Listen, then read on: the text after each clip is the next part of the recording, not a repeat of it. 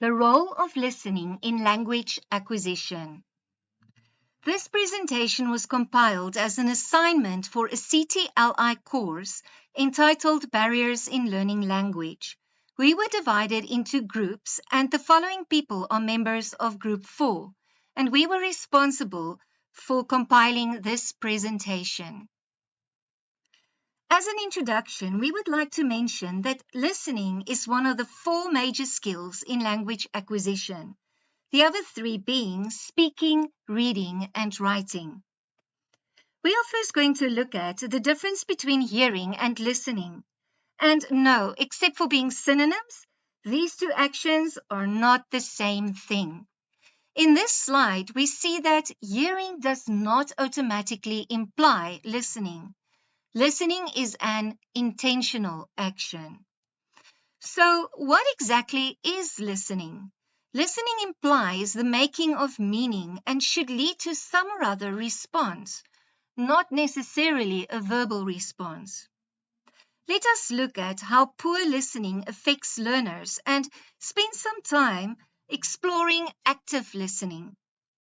Poor listening skills affects learners' ability to develop language, to develop reading skills, and even hinders the socialization process, as listening is an important part of communication.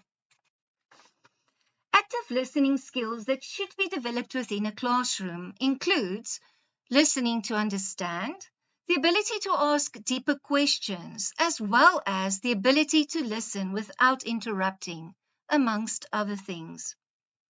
When we talk about barriers to listening, we can divide these barriers up into 3 main headings, which are the sender, the environment, and the listener. Let us firstly look at the sender. The sender's message may be poorly structured, or the delivery of that message may be a challenge. Even the sender's voice or personality may become a barrier to listening. Secondly, the environment. Here we would like you to focus on the last point, which is noise or background noise. This can be very distracting, especially for our learners who are dealing with ADD or ADHD.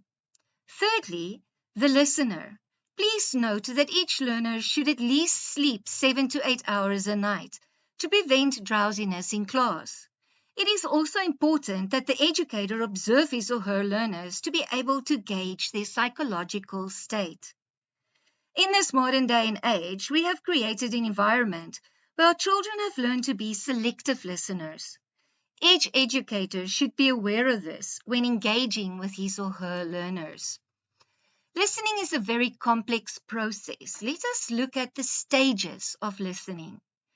If we look at the brain scan in the bottom right-hand corner, we see that complex speech, which implies active listening and responding, involves many parts of the brain. This is visual proof of a complexity of a whole process. Stage 1 in the listening process is receiving. In order to receive, we need to pay attention and concentrate. Stage 2 is understanding.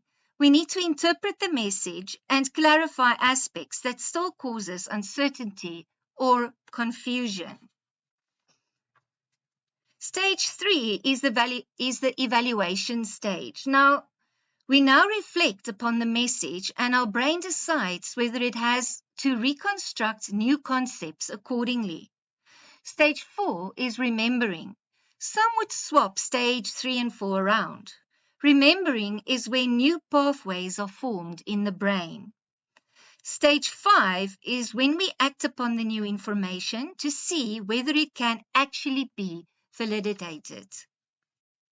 A very important aspect when it comes to active listening is what we call whole body listening. Whole body listening implies that we listen with more than just our ears. In the picture on the right-hand side, we see what this would entail. So let us break it down a little. To listen effectively, the mouth cannot be speaking. Fidgeting can also distract from listening. Furthermore, we listen with our eyes, observing facial expressions and interpreting body language. Lastly, our brains are involved in the whole process of listening.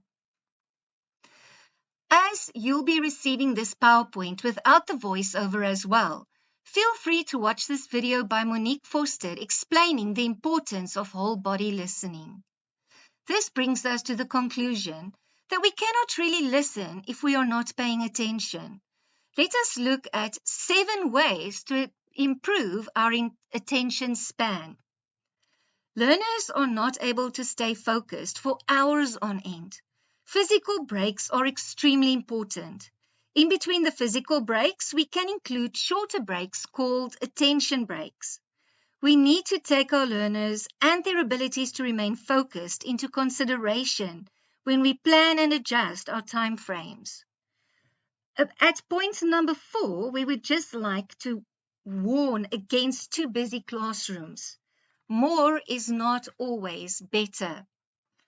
Rate and change tasks. Rather break a long task up into shorter chunks. This allows us to make use of different approaches within one task that allows a change of focus. Lastly, you can also play memory games in class. In conclusion, we would just like to remind you that listening in language acquisition is a complex process requiring attention, concentration, interpretation, clarification, responding, evaluating, and acting. All parts are vital in teaching learners how to listen for understanding, to learn to focus and concentrate.